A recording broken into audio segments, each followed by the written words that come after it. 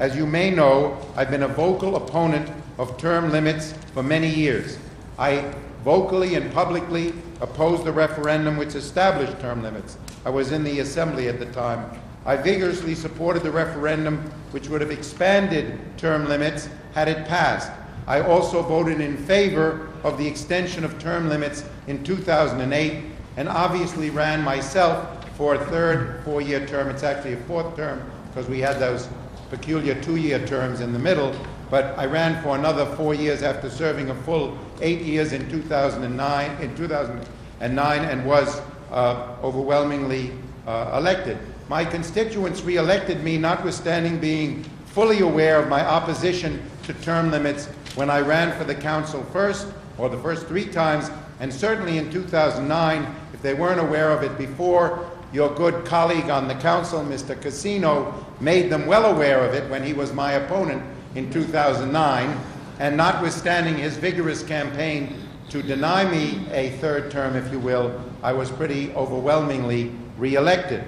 I can say with considerable confidence, therefore, that though there may be those who say in the abstract they believe in term limits, my constituency has demonstrated pretty clearly that they do not support term limits. And that's not only the 11th Council District. The fact is that of the incumbents who served for 8 years, who ran for re-election, 19 were re-elected and only 4 were not re-elected. And the 4 who were not re-elected, perhaps the term limits issue played a role in their defeat, but if you look at those elections, you'll see there were other factors as well. So in my view, a large number of the citizens of this city have indicated that they do not favor, at least do not favor, 2 term limits of 4 years each. And I have also done a considerable work when I was considering my vote on extension of term limits into the history of term limits. And I'm not going to tonight review the literature and studies that have been prepared. I hope, in fact, you will do so in connection with your deliberations. It is clear, however, that where term limits, I'm just going to go a little bit longer. It is clear, however, that where term limits have been enacted, substantial disadvantages have emerged. Experience has been sacrificed. The role of the term-limited legislators has been diminished. Term-limited legislators have focused on the next opportunity rather than in trying to do the most effective job possible in their office. And responsiveness has been reduced because so many legislators are serving in a lame duck capacity. And I can tell you honestly, that now that I look at my last term, it's a somewhat different look than it would have if I expected to be re-elected. And that doesn't mean that people aren't responsive, but it changes responsiveness when you know you can't be elected to the office. In addition, one of the expectations with respect to term limits is that there would be a cadre of sort of citizen legislators created. People who leave their job as doctors or farmers or lawyers or businessmen and serve for a couple terms and then go back. The history in other places like California and other states where they have term limits is not that. What happens, rather, is people faced with term limits, that is elected legislators, are thinking about running for another office. That's certainly what happened in the city council here in New York. It wasn't that people left politics and went back to their old jobs. It's that people were looking forward to some other political or governmental jobs. So the fact is that what term limits was supposed to accomplish has not been accomplished. And I also would suggest the fact that people serve in office for a long or short time does not have an impact on corruption. Unfortunately, we've seen instances of corruption by long-term legislators and short-term legislators. We shouldn't have any corruption at all, but term limits doesn't solve that problem. So I strongly, and the other thing I'd mention is, think about the people who you respect as having really contributed to the legislative process and to government. If you think about people of recent vintage, the person whose name comes to mind first, perhaps, is Ted Kennedy, who served for almost 50 years and is regarded by many people as the outstanding United States Senator of our generation, or of several generations. Similarly, in the council, people like Peter Vallone and Stanley Michaels, and my predecessor, June Iceland. They made their mark because they served for a lengthy time They would not have accomplished the same amount if they had been limited to a 2 or even a 3-year term. I think it's highly unlikely that you're going to vote to eliminate term limits altogether. I would vote that way if I was in your seats. I don't think that's going to happen. But I urge you in the most strenuous terms, don't go back to 2 4-year terms. 8 years is not enough. 12 years is certainly merited. It creates a better legislature. It creates people who have more experience. It does not enhance the power of the staff. It creates a memory in the legislature of things that have happened. Don't go back to 2-year terms. And I say the same for the executive. I say exactly the same. The people wanted Mayor Wagner for a 3rd term. They voted for him. They should have had that right. They wanted Ed Koch for a 3rd term. They voted for him. When they didn't want Ed Koch any further, they voted him out. And similarly, the people last year kept Mayor Bloomberg in office, and I think that was entirely Thank you very appropriate. much, Mr. Councilman. I just would like to say one more thing on another subject. Please try to finish up. We have a lot of people that want to speak tonight. I'm going to finish up. All right, go ahead. Go ahead. I am just going to state that in my prepared remarks, I recommend the creation of an independent police investigation and audit board. It's something we tried to do legislatively but failed. I think it would be an important step forward. The recent New York Times article, which pointed out how the IAB has not met its mandate appropriately, indicates why we need a permanent, independent police investigation. Thank you very much, and Mr. audit Councilman. board. Thank you. Our next speaker is Cedric Lofton.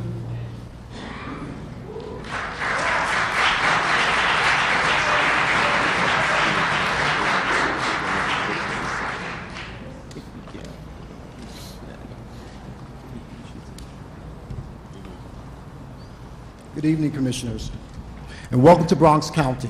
My name is Cedric Lofton, and I am the District Manager of Bronx Community Board 1. I appear on behalf of the 12 community boards representing Bronx County. As the Commission goes about its work, it is important to remember the valuable role that community boards play in the lives of this city. The boards serve over 1.4 million people residing in the 64 neighborhoods of the Bronx. According to the New York City Charter, Chapters 68 and 70, the community boards have an important advisory role in dealing with land use and zoning matters, the city budget, municipal service delivery, and many other matters related to the community's welfare. We are the advocates for the community, interacting with city service agencies and providers, elected officials, the general public, for the benefit of the neighborhoods that we serve. The board's land use powers are of primary importance to the future of our borough, and in the development plans that are often not in line with the needs of the community. Community boards must continue to be consulted on the placement of all municipal facilities in the community and on other land use issues. The Charter requires that any application for a change or invariance from the zoning resolution to come before the boards for review, and the board's position is considered in the final determination of these applications. Without input from the board, ill-conceived development projects will begin their inexorable march across our borough's landscape, altering streetscapes and a sustainable environment that was in existence for generations here in the borough of the Bronx. Working with city planning and our elected officials, community boards throughout the city have ensured rational development and preserved the character of communities. Under the city charter, community boards comment on ULIP matters and on the unique position to offer city agencies such as the Department of City Planning valuable local input concerning the proposal's effect on the local neighborhood. Community boards have been instrumental in working with this agency in increasing the number of parking spaces, establishing height requirements for developers of all of our residential structures, and initiating community strategic development plans such as the 197A plan adopted in Community Boards 3 and 8. An essential aspect of any community board operation includes the provision of personalized case management services to our constituents and the residents of New York. These services can range from mediating disputes between landlords and tenants and ensuring public safety when approving street activity permits and liquor licenses, in conjunction with the New York City Police Department, and also providing information paving the way for new programmatic initiatives. Through the monthly district service cabinet meeting with city agencies, the boards are able to articulate the needs of our communities, facilitating and often coordinating the expedited repair of infrastructure. As we look toward the future, community boards should be supported in continuing a meaningful and part of municipal government and meeting the needs of our constituencies. We have provided statements for all of the members of the commission, and I thank you for your time. Thank you, Mr. Lofton. Good evening and congratulations to the commission members on their appointment, and thank you for providing me an opportunity to address you this evening. My name is Damian McShane. I am the current chairperson of Bronx Community Board 8, which represents the neighborhoods of Kingsbridge, Marble Hill, Riverdale, and Van Cortlandt Heights here in the Bronx. My purpose this evening is to impress upon the Commission the need for local communities, specifically the local community boards that represent them, to play a significant role in any land use and strategic development issues that affect or impact upon them. Currently, community boards are the lone accessible avenue for local residents to participate in the land use process. The history and culture of our communities are captured on the boards, making them uniquely qualified to participate in the land use review and approval process. Some have argued that boards impede progress and obstruct development within our city. My experience of more than a decade of service as a board member has shown me otherwise. While my board has certainly and correctly opposed ill-advised and irresponsible development, more often than not, we work closely with developers, architects, and city officials to find reasonable accommodations or compromises that benefit all parties involved. This is a role that only a local community board can fill. Centralized city agencies understandably lack the necessary familiarity with the community to make informed decisions on many land use issues. In a community such as my own, we have a special natural area district, a historic landmark district, private, parochial, and public schools and colleges, public housing projects within blocks of large swaths of single-family homes, and areas with dense concentrations of low and high-rise apartments. In a city of 8 million people, these unique features and the needs of the diverse population in our district are often lost on large, overburdened city agencies, but they are represented and championed by the thousands of appointed volunteers and the limited staff that serve on our community boards. Boards not only serve as local guardians or arbiters, we proactively work to shape the future of our communities. Several boards within the city have developed 197A community-based plans, which are an urban strategic development plan or a roadmap whose goals are to preserve the character of a community while seeking to enhance the economic, cultural, and social opportunity for the area's residents. In the case of the board on which I serve, our comprehensive 197A plan was developed in conjunction with private institutions, our borough president, and the Department of City Planning. The board initiated the process, conducted extensive outreach within the community, and engaged consultants to develop, among other things, contextual zoning to ensure responsible development, in addition to long-term plans for local schools, transportation, and other critical infrastructure. Our plan further ensured the preservation of historical and natural resources from the Jerome Park Reservoir to the Hudson River. Having developed this 197A plan, we worked extensively with various city agencies to implement the next phase of the process, a 197C plan that realized the zoning changes we proposed to address the needs of our various neighborhoods, while through consultation with city planning also reflected the realities of the city in which they are situated. Without this plan, without the work of the community board, within a few years my district would have been adversely impacted by overdevelopment, our neediest citizens pushed aside in favor of special interests, and our prized institutions adversely impacted. In closing, I want to stress that while the individual neighborhood I represent may be small, maintaining the viability of those individual neighborhoods is critical in keeping this city strong. During your comprehensive review of the city charter, I urge you to validate and, where necessary, strengthen the roles of community boards and city government, in particular as a critical voice in and an integral part of the land use process. Thank you very much for your time. Thank you. Our educational system is not working very well. The more education people have, the more they disappear. So we are not getting much result from what we are calling education. The charter must begin to support the women of our city and start relocating dollars into the hands of New York women who, when they begin to distribute those dollars, make more of an impression on the future than scattering it. I've gone to 30,000 businesses walking in 20 years because we do not get funding support for the kind of work that I do. I run a play street every summer for 33 years. And I found that 90% of the businesses I've walked into are owned by individuals from another country. Not a problem. But in any city in the world, we need at least 40% in the hands of the home team. Otherwise, you cannot keep money circulating and being directed in the right area. I thank you so very, very much. I represent the Bronx Merchants Coalition, several thousand small businesses who have various business associations throughout the Bronx. We have found community boards to be a great asset to our community associations, to our business associations, and we have found that the mayor's office has actually been a place to stop us. We're trying to get more and more done with less and less, just like everybody else, and we're running into roadblocks all the time. Simple things like street activity permits have to go through the mayor's community assistance unit when they know nothing about our blocks. I have a block party every year, one block, on my own neighborhood, and I've been in this community my entire life. I'm a third-generation business owner. Our family business has been in the Bronx for 86 years. Nobody knows our communities better than our community boards. Why we have to send applications to City Hall for community assistance unit, and they don't coordinate the services that we need.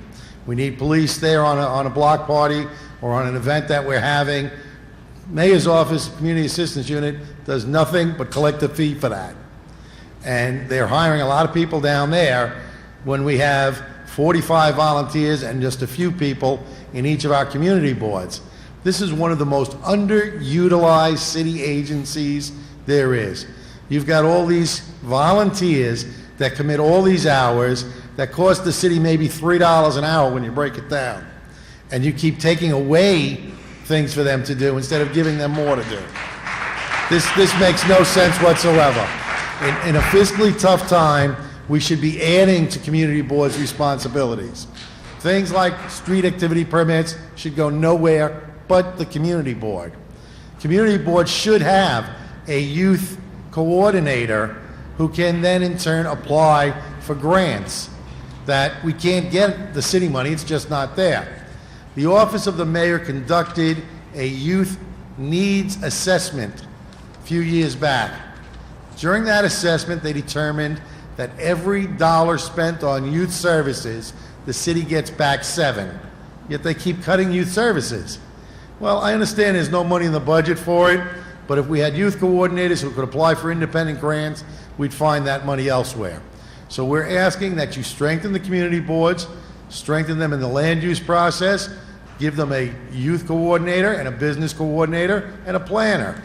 You've got 45 volunteers who put in the hours month after month, year after year, happy to do it because they love their community. They don't have to worry about getting reelected. They're not there for any other purpose but to serve their communities. This is something that every community needs. Thank you. I'm a Bronx native. Was honored to be the chair of the Friends of the Hall of Fame for Great Americans at Bronx Community College, and I'm now on the board of the Historic Districts Council. I just want to say briefly, speak in support of the borough president, the spirit and the substance of the borough president's remarks, and those that have preceded, especially about the ground-up process, the importance of the community boards.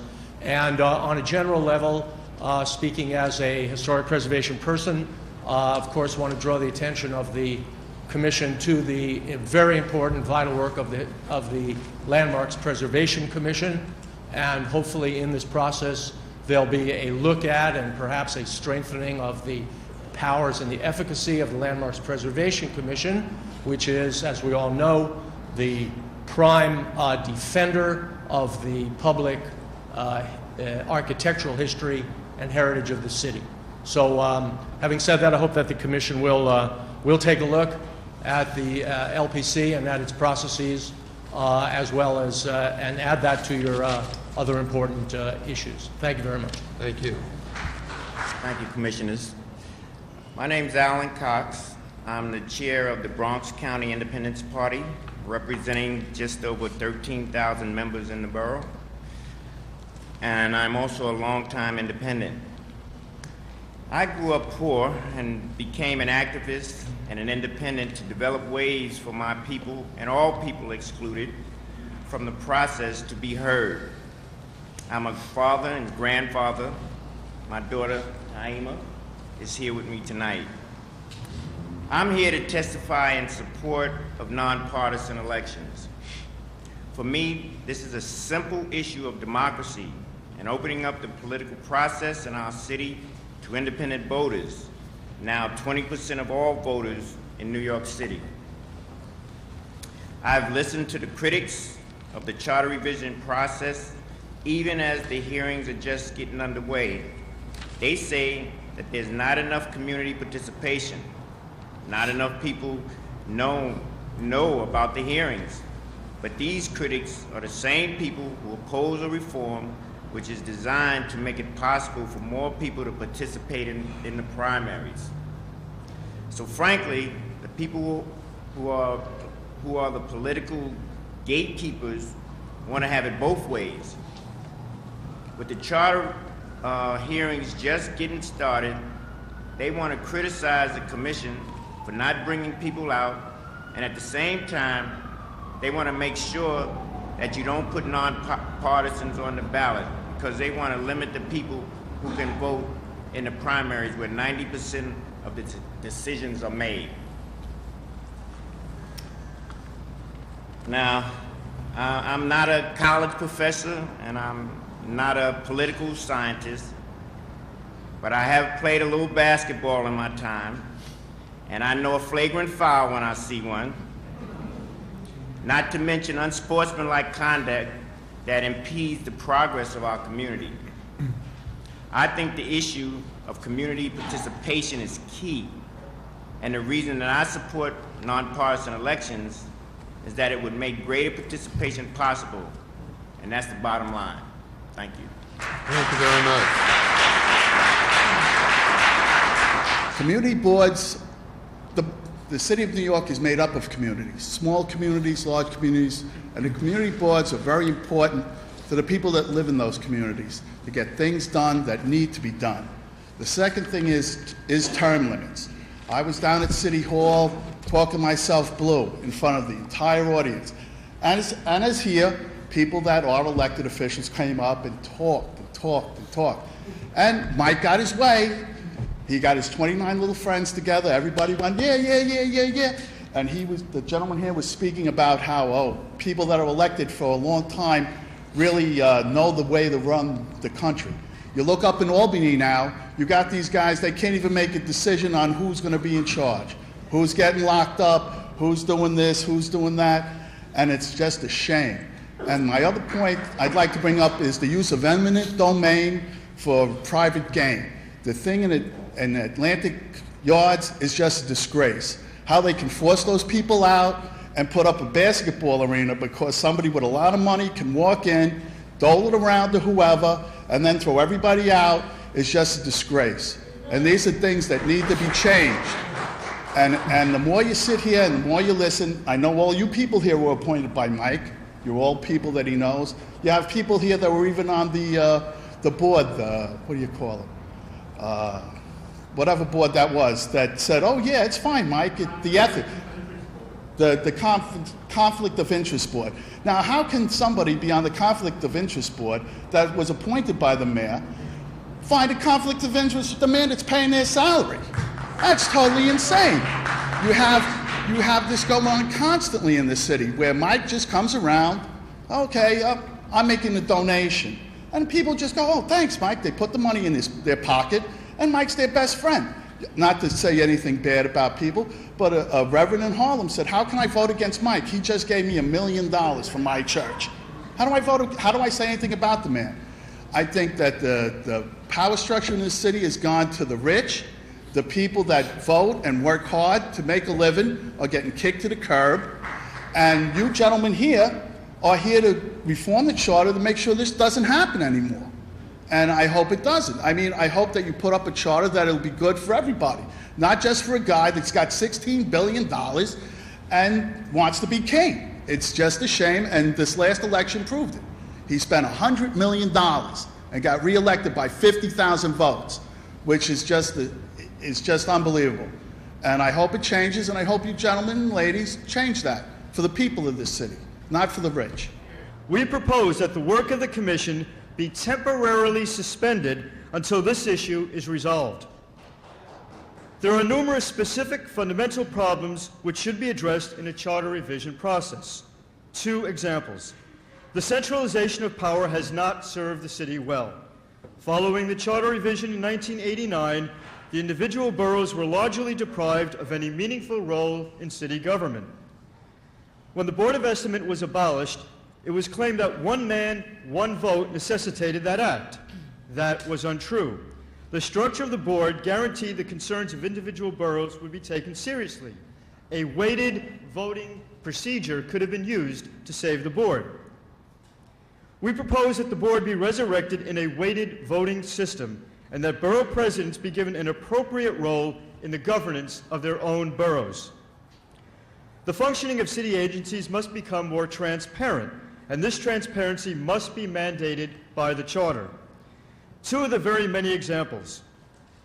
Far too often, the issuance of fines is used not to encourage compliance with the law, but merely to generate revenue.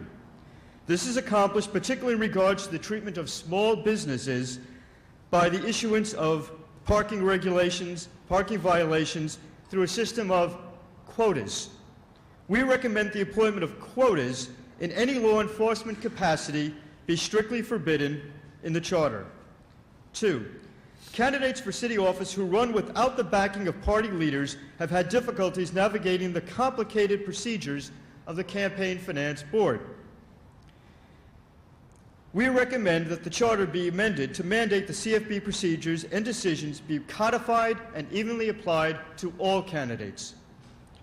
These are just 2 examples of fundamental reforms that, if made, would truly improve both the daily lives and the governmental health of our city.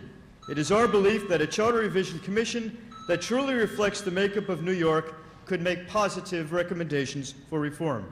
Thank you.